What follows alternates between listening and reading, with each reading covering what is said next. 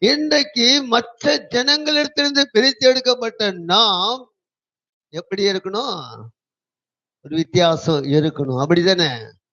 இன்னும் ஆண்டவரை அறிந்த பிள்ளைகள், ஆண்டவரை ஏற்றுக்கொண்ட பிள்ளைகள், பிரித்தெடுக்கப்பட்ட பிள்ளைகள் இன்னும் பிரித்தெடுக்கப்பட்ட காரியங்களை வெளிப்படுத்தாதபடி முதல்ல எப்படி இருந்தாங்களோ அப்படியேதான் இருக்கிறாங்க. அல்லேலூயா சொல்லாமா?